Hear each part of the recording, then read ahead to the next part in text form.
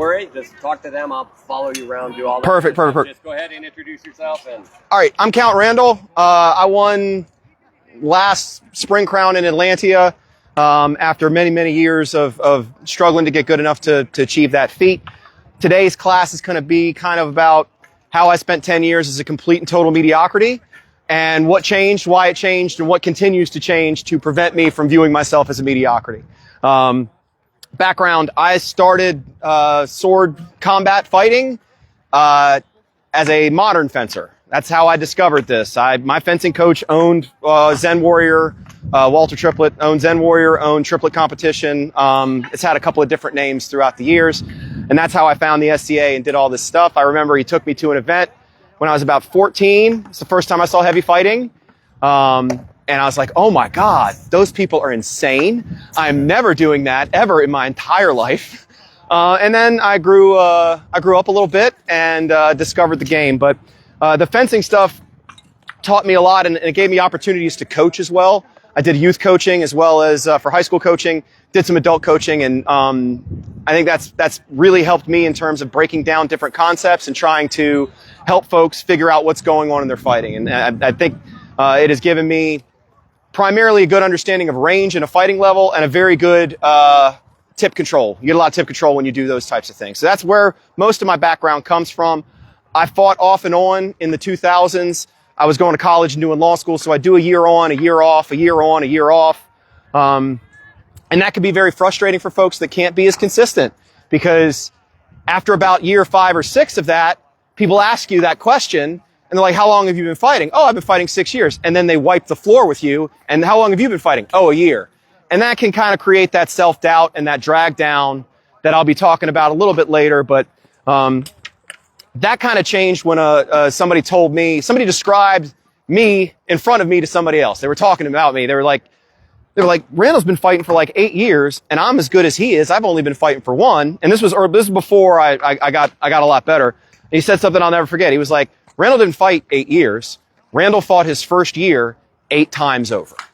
And if people are doing that, you're not alone, and it can happen. You just got to find ways to break that cycle and recognize that time is not linear. It's not equality. The effort and the amount of what you do during that time is going to be much more demonstrative of and much more valuable than actually the quantitative version of it. Is everybody following me on that? Okay. So I spent a long time with a very light shield, a very basic basket, just doing standard 1-2 stuff over and over and over again. And sometimes I'd win and sometimes I'd lose. But never was I being very analytical. And what changed that is when I started to really hone in and learn from, polarizing figure. I know I'm on the internet, but Michael Bedford is one of the people that taught me how to really carry yourself and to throw with power. And once I started throwing with power, the rest of it came forward. And I know this is not a 101 class, but basically, real quick, everything comes from the hip. All right? And once I did that, I was able to find the shortcuts that made throwing from the hip and throwing with power easier for me, faster for me. And so I am going to talk a little bit about my particular stance. I do think this is, I'd call it a hack. I keep my hand right here all the time. And this does a couple of things. What I can do when I keep my hand by my shoulder is I can create tension through my entire arm, and it also rides all the way down to the oblique. And I can be completely relaxed. Every muscle in my body is absolutely relaxed right now, ready to move, ready to flow. But because I keep my hand back here, I can throw with power at a moment's notice. So a lot of kingdoms fight up here or down here or down here or whatnot, and that's fine. Do your variations based on what you need to do. But in my opinion, this stance gives me everything that I want. I can thrust, I can block the head, I can come down here, I can throw a pendulum, I can throw a high wrap, I can do all of these things. But by keeping these muscles loaded and ready to go, it's the same as an archer having his bow already pulled back and having to do this, as opposed to having to do this every time. Because a lot of people skip that step. And when I'm fighting defensive, it's fine. I've trained myself to throw through that path. But if you just live here and learn how to fight already loaded, then you don't have to actively tense or create or do what I call spinning plates. I don't have to spin any plates for power generation. I just keep my hand here and it's always ready to go. It is very difficult for me to throw from this position a light shot. And the other thing, sorry, so that is a key component to what I do, is keeping your muscles loaded passively so that you can unleash them whenever you can. And whatever your style is or whatever you're trying to throw, try to find that balance between offense, defense. I still think people should be able to thrust, even though if it's not in your it's not in your arsenal. Certainly something that you're leaving on the table and should consider. You can control range with that. You can use feints with that. And so once I started throwing with a high hand and power, people didn't want to get hit by me. And that's really cool, because if they don't want to get hit by me, that's going to make it so much easier for me to manipulate their shield.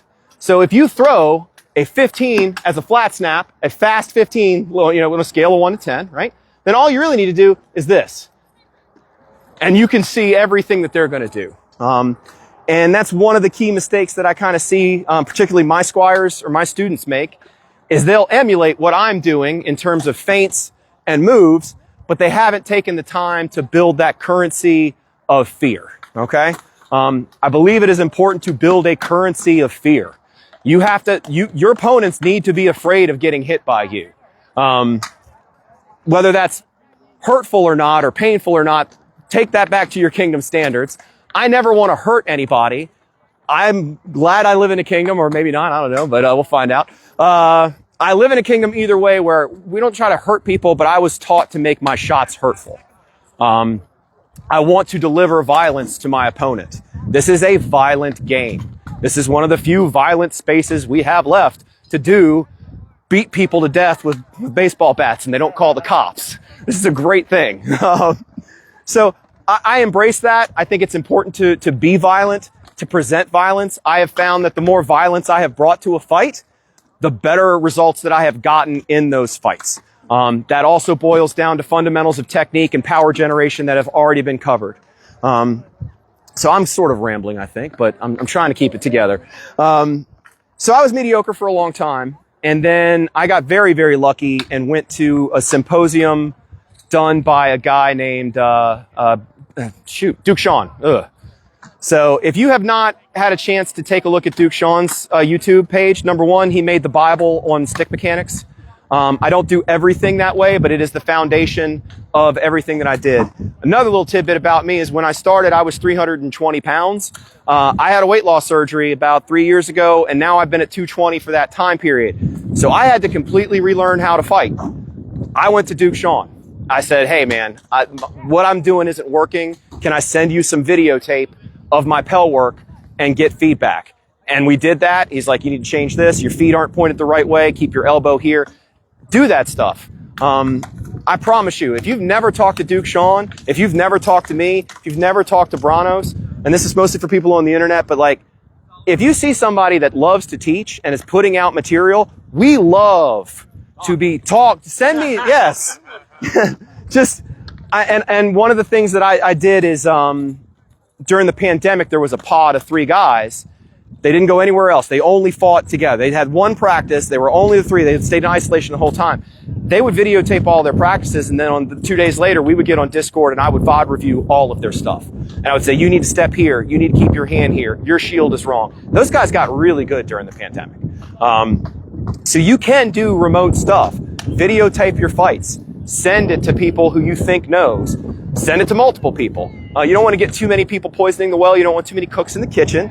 But if anybody's got fights that they want to review, send them to me. I'm happy to talk to you about your fights and do that kind of stuff. We've got a lot of really cool technology that makes it easier to kind of do screen sharing and other things. So I think that's going to be a big thing for folks moving forward, is some of that individual sort of remote coaching. But I'm again going off a tangent. But like Sean actually gave me a concept that I had not really dealt with before in terms of training, which was the idea of fight or flight. I had never thought about what my brain was doing while I am fighting. And the breakthrough that occurred to me was, you've got to learn how to live before you can learn how to kill. All right? And a prime example of that is when I see unbelts leg a night. Oh, it's the best. Oh my God, it's the best. You see the unbelt, he legs the knight, and then he just freaks. He steps back and he's like, oh no. Now it's almost like a disadvantage, because they're so terrified of losing that they go in there all in their weird headspace and they throw all this crazy stuff, and then they end up getting killed. And it's a self-fulfilling prophecy every time. So when I see guys do that, I'm like, look, man, go occupy space, get yourself into a killing position, and just chill. You got the knight here? Okay, great. Figure out that he can't kill you. Figure out how to do what you need to do so that he can't kill you. Put your feet up. Chill out. Learn to live in that space. Because if you're preoccupied with survival, your brain cannot process proper technique or improvement or other things. It's too many plates.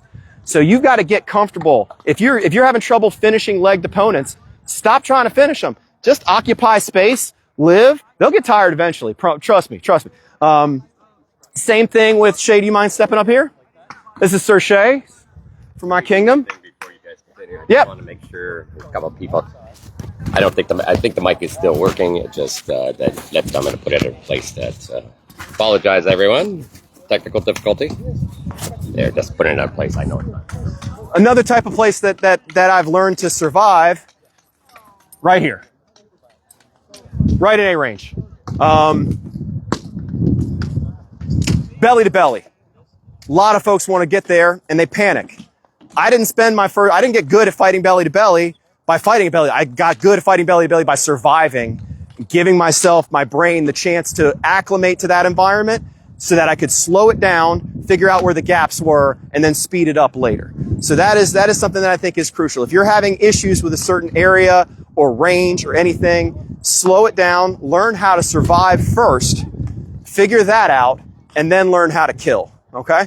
Because once you start killing people, you'll figure out what your gaps are and everything. But I do not think you can learn and survive at the same time.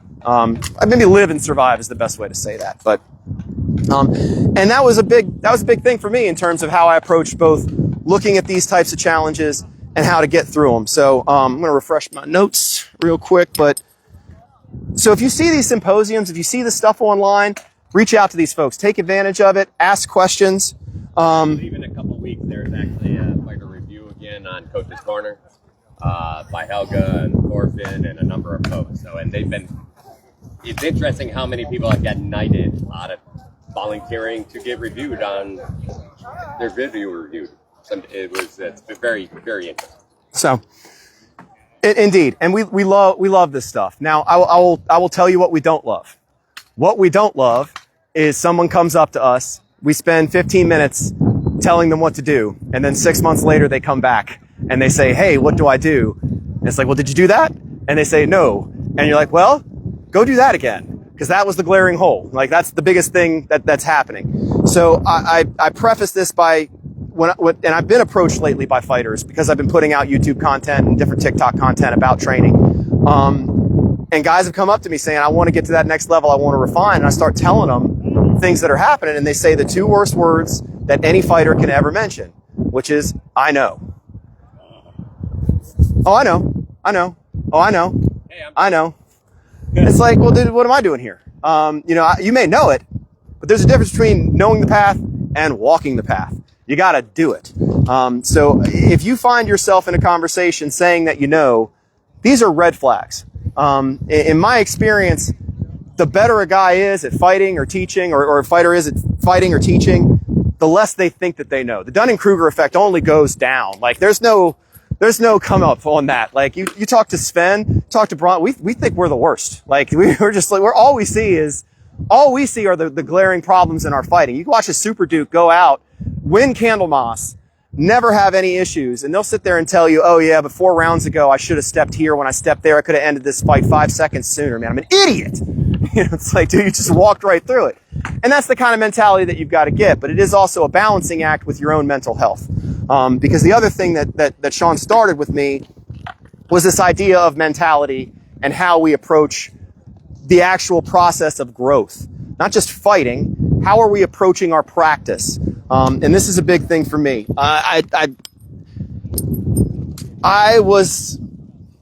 When I decided to get good at this game, I went to 35 events in a year. fought in the tournament, fought in the pickups, went back to my friend's house, who was one of the better fighters. He doesn't play in the SCA anymore, but he was one of the best I've ever seen. We had a falling out, so I'm not going to name names. But we would do slow work on Sundays. And I went from a GOA fighter to a knight in a year by just road warrioring it. So not everybody can do that with the money, or, I was working for myself. I had a good job, so I had a lot of freedom. I had a lot of crash space. If you don't have that, you got to figure out, in my opinion, one of the best ways to optimize growth is to find a road dog. My fencing coach told me a story about these two guys in America who just said, you know what, we want to make the national team. And they practiced for 4 hours every night after work, every day, and they both made the national team. So if you can find that partnership and that road dog mentality, hit those events. It keeps you consistent, it keeps you motivated, it keeps things fun. So find other people that are hungry. Say, hey man, I know you, you're hungry, I'm hungry, let's go to these events, let's do these things, let's fight, let's meet up on a Tuesday. There's not a practice on a Tuesday. Great, we're still gonna work with wiffle ball bats. We're still gonna do this. We're gonna find these things. The more partners that we have that are matching our dedication, the more we're gonna be able to lean on them when we're down in the dumps, when we're not feeling like going to practice, when we're not doing those things. So find yourself a partner to help boost your mentality in terms of participation. I think that is a big thing. If you don't have that, that's fine. Just be accountable to yourself about what you're doing. When I drove to practice, I used to have to drive 1.5 hours to 2 hours to get to the decent practice. And when I say that, I mean, there was a practice in my city on Wednesday that did not do me any good. So I drove on Wednesday 2 hours to go to the one that could. What do I do in that 2 hours? Well, the first 1.5 hours, I listened to music and did my thing. But there was a certain point on that trip where I clicked on and I said, music's off. What am I here to do? What am I trying to accomplish? Who's going to be at the practice? What can I lead? What can I learn from them? What can I do to them to make them, a fear, or, what can I get away with? What are they going to try to do to me? Giving yourself that mental space before practice increases your absorption. It readies your focus, and it takes away from what I see in a lot of practices, which is social hour. I don't take my helmet off of practice. I don't like to do it. I don't like to talk. I don't like to chit chat. I show up to practice. I put my gear on. We fight. We talk about the fighting if we need to. Take my helmet off to make a video, of course. But for the most part, I am not there to hang out or be chummy. I can do that with these guys anytime. I can do that after practice at the bar or wherever you want to go. But that mentality of using our practice time and doing everything we can to maximize it, only you can really hold yourself truly accountable for that. But take a look at what your patterns are. What do I do before practice? Am I constantly forgetting gear? Great. Pack your shit the night before. Am I making this mistake? How can I fix this mistake? How can I optimize this time? Because time is the most valuable resource that we'd never get more of at all. And in fact, this is one of the lines that Duke Sean talks about. He says, oh, I don't have time to do Pell work. I don't have time to go to practice. I don't have time to. He's like, you're right. You're right. You have to make the time. It does not exist. It has to be made. So developing a positive practice mentality is sort of a huge component as well. One of the exercises that I give to folks to do is when I see folks that are having unfocused practices, where I'll take a guy aside, I'll be like, look, dude, what are you doing here? You were doing this. You did this last week. You did it the week before. You did it the week before. It wins 60% of the fights at this practice. It wins 20% of the fights in a tournament. What are we doing here? We're not refining if we're not getting better. So what I have my guys do from time to time is I'll take them all each aside and say, hey, don't tell me what you're working on. Don't tell anybody what you're working on. Go fight with everybody. And everybody has this task of to work on one specific thing. And then at the end of that, everybody's job is to guess what the other person was working on. Not only does that create a sense of engagement, it also develops a sense of learning the language of a fight. Oh, I was feinting here to go here, or I was trying to open up this space to get here. It could be something like a flat snap. It could be something complex, usually something try to be guessable. But at the same time, that is a very good exercise to get everyone engaged on fine-tuning what we are here to do at practice. Maybe as a knight, if I've got unchallenging fighters and I want to try to get myself better, maybe my challenge is to hit that leg. without getting smoked. You know, I don't normally do that. Give yourself these little challenges and find that way to do that, to keep your, to make sure that you're staying focused and optimized and not fighting just to free fight. Free fighting is a lot of fun. Sparring is a lot of fun, but unfocused, it is not a optimal growth strategy. Going into a fight, looking on improving certain things, looking on, you know, different objective-based moves. That's probably the best word I should be using, is go into a fighter practice with a series of objectives. And guess what? Sometimes you're going to go to a fighter practice, you're going to have objectives, and you're going to completely fail at all of them. And that's okay too. A lot of people take way too much stake in what you're supposed to do at practice. Nobody ever wins practice. And I'll sit there and watch. I yell at my guys. I'm like, they'll sit there and talk about a shot that was a 6 or a 7. I'm like, guys, it's practice. What are you doing? You're wasting 5 minutes talking about a shot that, okay, if you're taking this long, it wasn't good, number one. Because they're not going to talk like this at a crown tournament. Like, they're just going to say no. But it's different ways that we can do that and figure out what your objectives are. If you don't know what your objectives should be, talk to somebody who you trust. And figure out, say, hey, if you were me, what would you work on? What is the biggest failure in my fighting? What is the one thing that I can do or focus on to get to the next level? And that's really what it takes. Because what's going to happen is, while you're working on that one thing, you're going to be worse at all of the other things that you were doing. And then you're going to lose more fights at practice. And you get discouraged, so you go back to fighting the way that you used to fight. And that's what all plateaus are built off of. All right, they're knowns and unknown knowns. I'm not going to get into that whole strategy theorem, but sorry, I lost my train of thought there. What exactly was I talking about, Shay? I'm sorry. Structure practice. Thank you, sir. So, yes, when we focus on one thing, everything else, because we're spinning that plate and we're focusing on that plate, these other plates are going to fall to the wayside a little bit.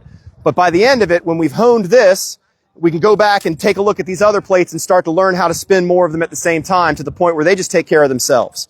And that's when we start to have things that are innate. And that's when things start to get really fast and automatic. But that's what you've got to do, is iron focus on one thing. Know full up front that when you're focusing on that, you are going to fight worse than if you had not done that. But at the end of it, you will raise your base level to a different standard. And that is the whole process. Once you get a fighter vocabulary and once you get a basic grasp of the language of fighting, because when you're in your first couple of years, there's no real way to, you're just out there to have fun. There's too much adrenaline. Just discovering this game is insane.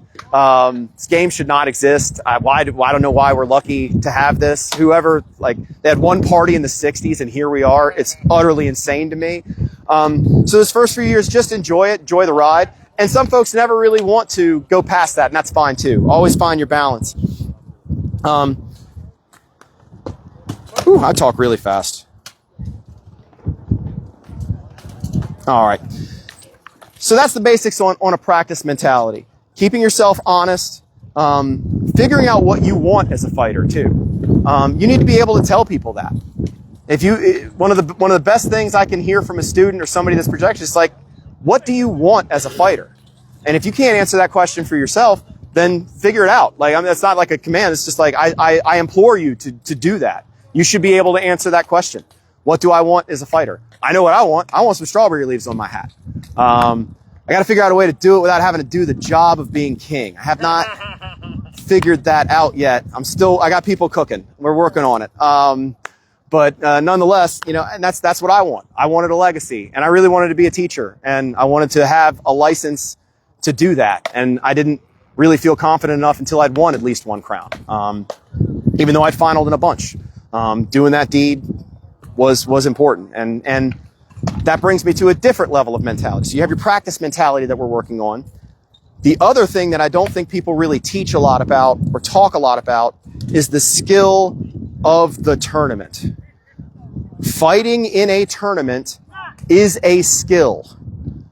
Knowing how to prep for a tournament is a skill. If you don't practice it, you'll never develop it. So I don't know where you are. If you're trying to win crown, obviously that one's circled on the list. If you're not good enough to win crown, maybe circle the quarterfinals or the semifinals. This major tournament, that tournament, whatever it is, put that on there and set yourself a goal to prepare for the tournament. The crown that I won, I prepared for it 5 months beforehand. I watched fighter footage every day. I broke down all of my opponents. I started figuring out who was likely to be entering in crown, what were they bringing to the table, why were they fighting, what were they really trying to accomplish, not just in terms of winning, because not everybody fights to win. Or some folks convince themselves that they're fighting to win, but that's not really what's happening. And, you know, there's that dance that we play in our own heads about what we really want to do, speaking of mentality. But managing that tournament, thinking about that tournament, understanding what you've got. One of the things that made a huge difference in winning a tournament versus finaling it was having a corner man. That guy right there. To pull my crazy ass out of my own head and say, stop, just do this. Thank you. Because you can go watch my finals, the one that I didn't win the year before when I didn't have a corner man, I got the shit kicked out of me. Not that a corner man would have made much difference. I was not good at great weapons at that time. I probably still am not. I did okay. I learned just enough. But the mentality of how we handle a tournament. What is our headspace like going into that tournament?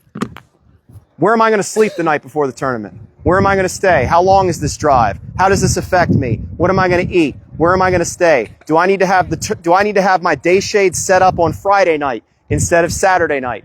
These types of these little things that you don't think affect you, making these things consistent and finding the best mentality or place to put yourself for success absolutely can lift you over the edge. These can be the differences between making it out of the feeder pools into the semis or quarters, or just having a really bad day. And we love to pinpoint our fighting, particularly our practice, our technique, all of this stuff, when a lot of times what we really just need to do is adjust the way that we are approaching the tournament. And when we look at the tournament itself, how we're going to navigate it, start to do that stuff, talk about that stuff with people who've done it. Like, hey, what's your take on this? How do you here's what I do. I want my tent set up. I don't want to do anything on Saturday morning other than think about the tournament. If you can do that. If not, that's fine. But find out what you like to do. Some people really love to set up a tent the morning before a tournament because it takes them out of their own head. They need that sort of thing. Maybe you're that type of person. Maybe you need to skip breakfast. Maybe you need to eat breakfast. But these are things that you want to think about as we're managing the tournament. How do we only think about the opponent that's in front of us? This is a skill as well. And these are things that I don't think get talked about enough in some of the coaching circles, or at least it's not done online a lot. It may be happening one-on-one. Have these conversations as much as you're talking about technique. Hey, you've won this tournament. What are some of your insights into like managing the list field of where you go? What are you doing in between fights? Are you drinking? Are you taking your helmet off? I don't like to take my helmet off. I like to walk over there, be by myself, and pace. And the one that I won, I paced a long time because that quarterfinal, the other fight took 25 minutes. Yes. But I'm just sitting there, just walking around, minding my own business. I know the zone that I need to be in, and I know that because I have taken stock of what has not worked in the past. Okay, so one of the ways that we can do that is also charting our progress. You know, are we tracking our tournament wins? Are we tracking our losses? Are we giving ourselves the data that we need? We've got to know what metrics that we're looking at if we want to make alterations. If we don't, otherwise we're just grasping at straws. Maybe it's this technique, maybe it's that. It's actually a little bit of everything. And if we give ourselves as much data as possible, we can find our patterns, and do this stuff. I was watching a documentary about this new pizza shop in New York, new pizza shop in New York. And they take every meticulous measurements of the pH level, anything with the dough, so that if they have an off day with their dough, they can figure out what went wrong. And that's a very good database to have.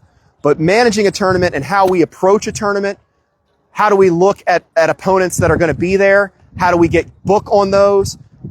How do we manipulate our potential rivals into thinking things? I'm the kind of guy that will drive to a practice where my main rival's best friend fights, and I will do a whole bunch of stuff in that practice that I have no intention of doing in a tournament, so that they will go and tell oh yeah, man, he's really working on this high, tight wrap. That's what he's going for. He didn't say it, but that's all he was throwing was this high, tight wrap. It's like, yep, that's all I did. You know, and I love that kind of spy versus spy stuff. And you don't have to take it to that extreme, but at the same time, like, these are things that we want to be thinking about. And as an unbelt, you should know who your top unbelts are. You should know who you have to beat. You should know who the scrub knights are that you need to beat to get into the order, because they're out there. I'm not afraid to say it. There are some scrub knights in every kingdom, I promise you.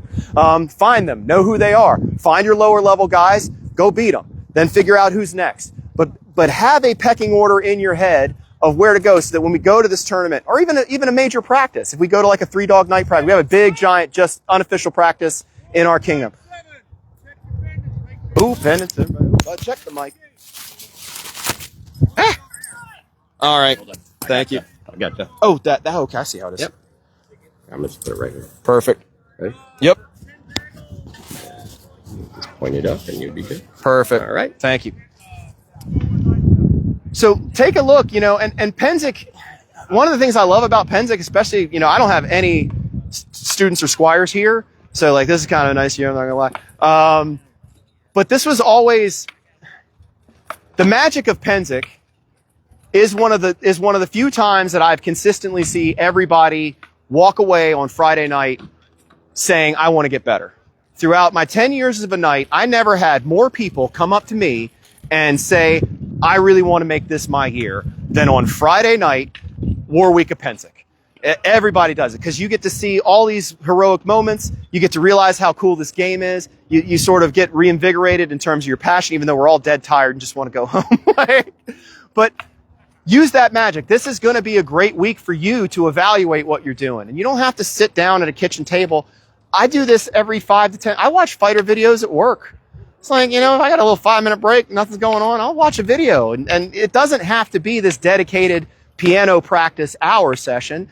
And in fact, I find the more that I do little, the more I think a little bit about fighting several times a day, that has actually propelled me faster than trying to like sit down on my couch and like jot down YouTube notes from different stuff. Now, the week before Crown, yeah, I'm doing that. I'm finding the footage of the guys and I'm taking a look at what they've got going on, which is funny because the last Crown, I was working with our prince, and the guy who was fighting in that Crown, I was flipping through YouTube fighter videos and I saw that he had posted his latest practice, and I watched it and I went back to look for it 30 minutes later and it was gone. And I was like, I know exactly what happened. I know exactly. He was like, take that shit down.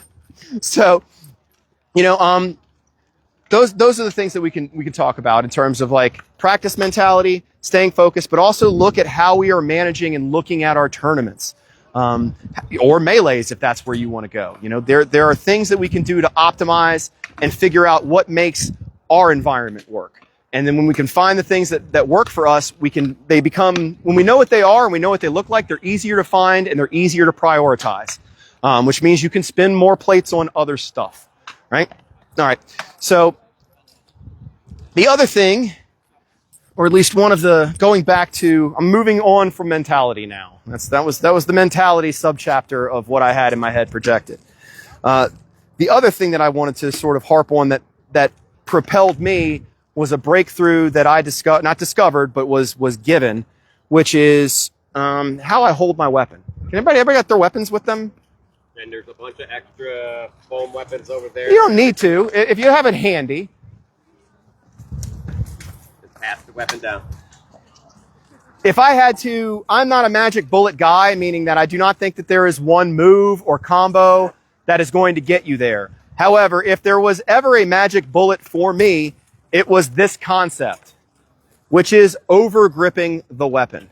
And this is going to be very difficult with Baldar grips. It's one of the reasons I don't use Baldar grips. Or if I did, I would cut out this portion. All right. So a lot of fighters grip the weapon thusly. I'll try to point at the camera, such that the blade aligns more with these knuckles right here. And there's nothing wrong with this. This is fine. This works for a lot of people. And they throw their shots flat like this and it's not a problem. I overgrip my weapon. So my knuckles are where the blade sits. Now this does a couple of different things. You mind, Shay? The main thing this does is if I want to throw a high flat snap, this is the old way. This is going to be the straight on way. If I want to throw a high flat snap down, I have to break my wrist to get this angle. This is not good. This does not deliver power. This creates problems with my tendons. It's really uncomfortable, and it's just not a lot of fun. If I am overgripped with the blade along these knuckles, I can throw down so easy. And my wrist is unbroken. I can deliver so much more power without having to utilize so much hip. It's fantastic if I'm in A range, just getting here and doing these other things. The other thing that it does for me is on the leg.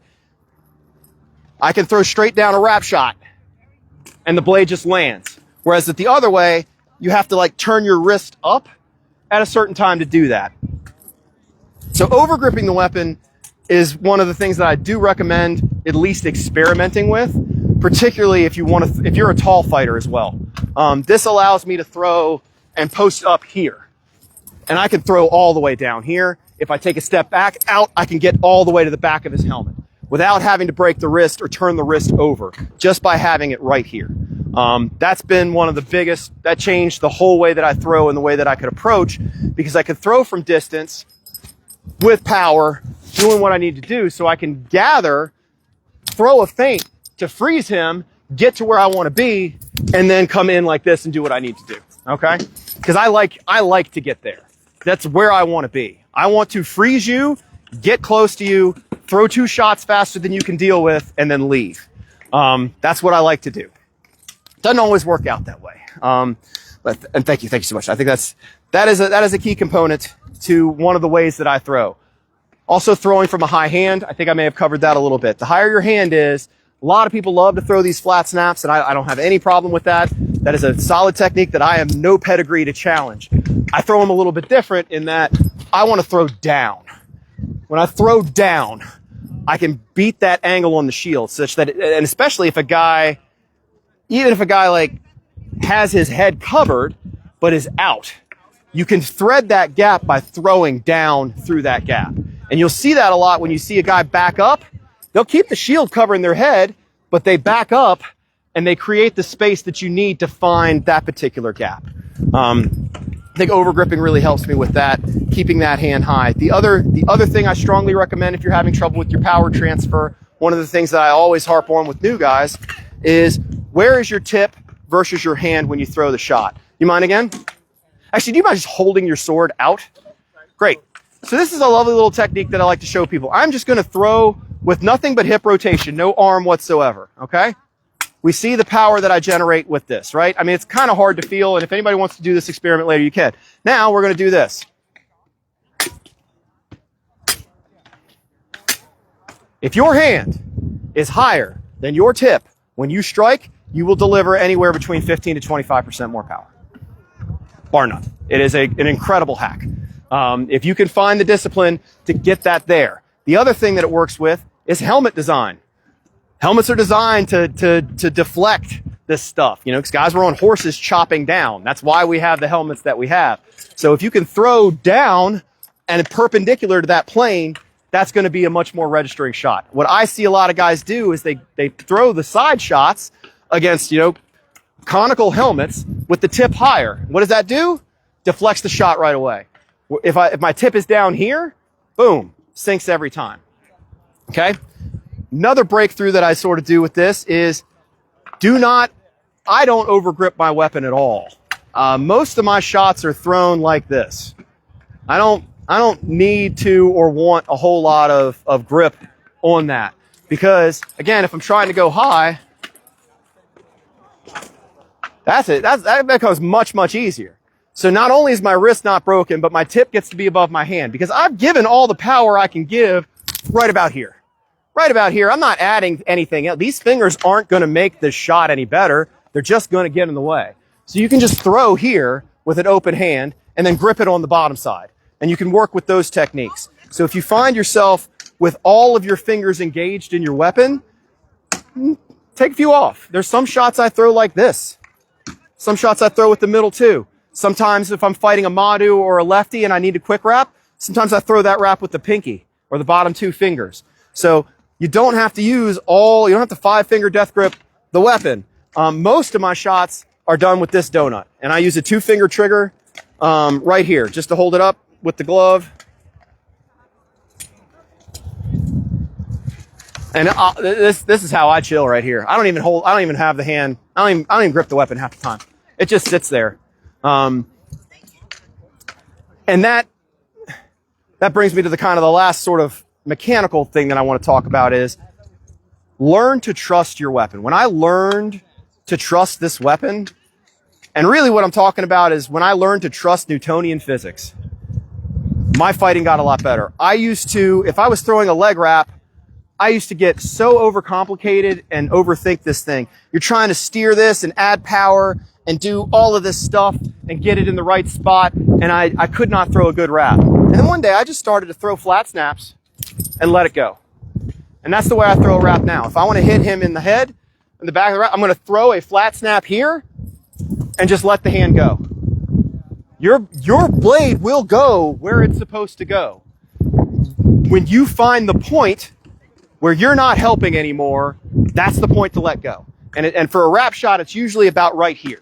About right here, I can make a minor targeting adjustment, but I can't add any power or anything without completely destroying the shot. So I just throw with all of my power to there. And I have figured out where to punch, like a video game, to put this part of the weapon where it needs to be.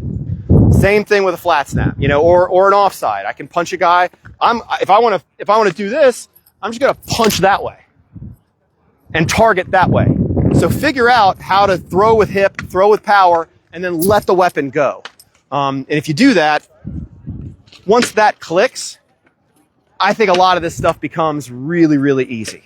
The technical stuff, I don't spin plates on it because I realized that most of the work and anxiety that I was putting into my mechanics was actually doing me more harm.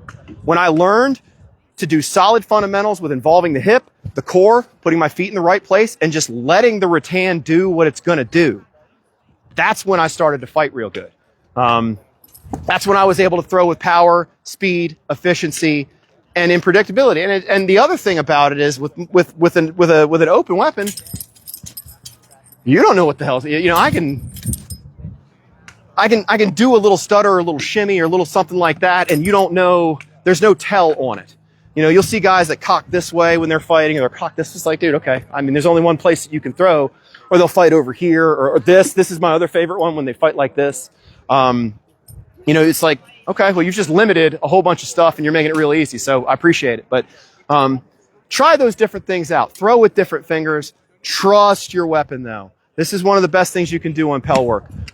See a lot of bad Pell work on the Reaper channel. A lot of folks it's sad, and I've tried to help a lot of folks do that, but it's just like, do your Pell work slow, ingrain those fundamentals, and learn to trust the weapon. When you find the points of no return, that is some very, very useful information. And that transformed my ability to throw a leg wrap, a pendulum, a head wrap, all of that stuff. And it just made it so much easier. And once it becomes easier, then it becomes, it becomes fun. And when it becomes fun, that's the cycle of improvement. You get better. You win. Winning is fun. You want to do more of it. This steamrolls, okay? And the other thing that all of these things did was, going back to mentality, unfortunately, is help me believe in myself. And that's going to be the last thing that I really want to talk about. Good news. Good news, guys. There is someone out there who will ultimately be your absolute nemesis, right? The worst person. They will do everything in their power to destroy you in this game. Good news. Because all you have to do to meet them is find a mirror. No one will do more damage to you than you will. That's my story. I've talked to a lot of tough knights. It's just older versions of masculinity knights. Not that they haven't grown, but and at the same time, dude, we are all so full of doubt. And it's nuts.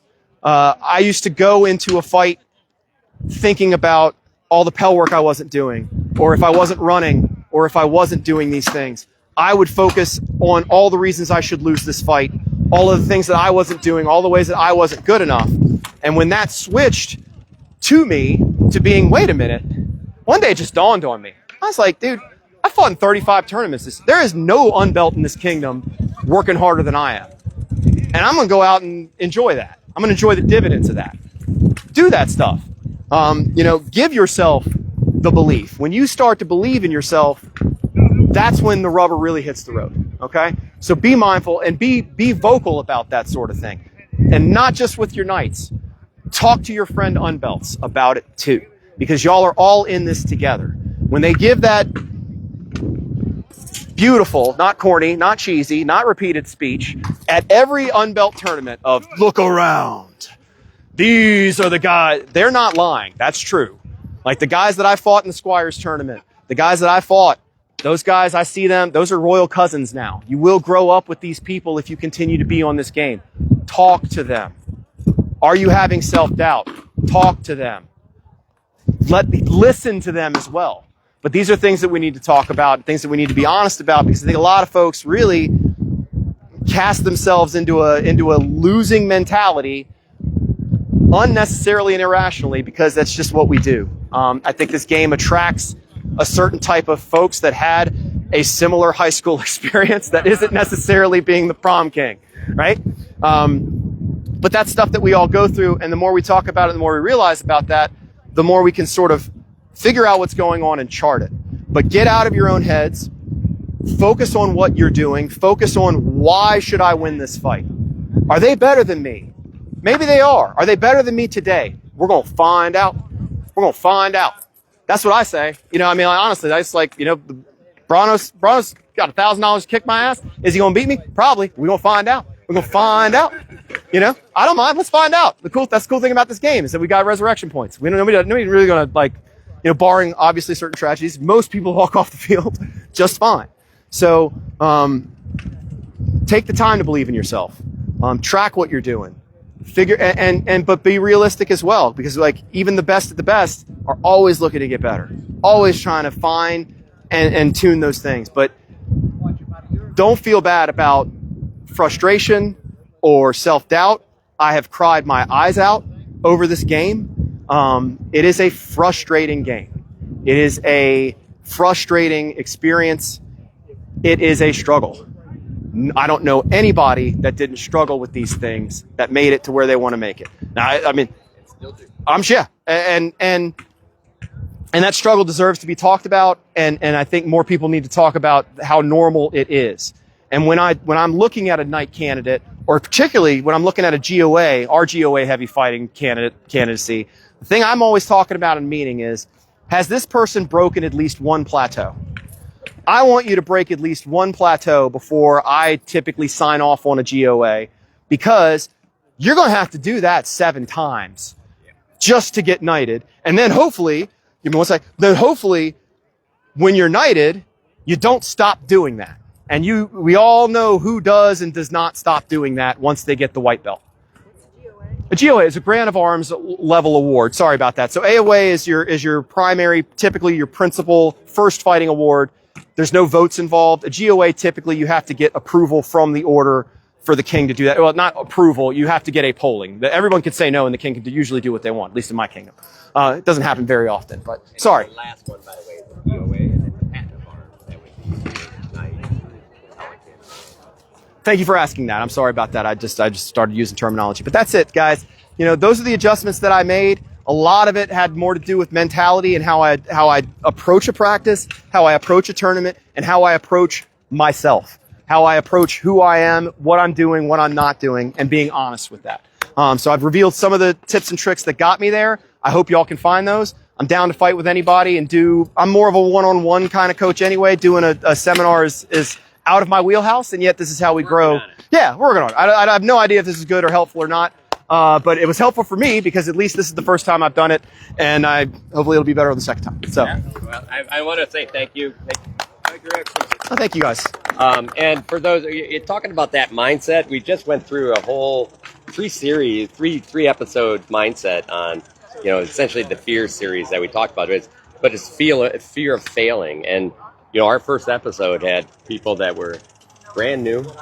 People that were unbelts trying to break in. There's a lot of fear at those levels.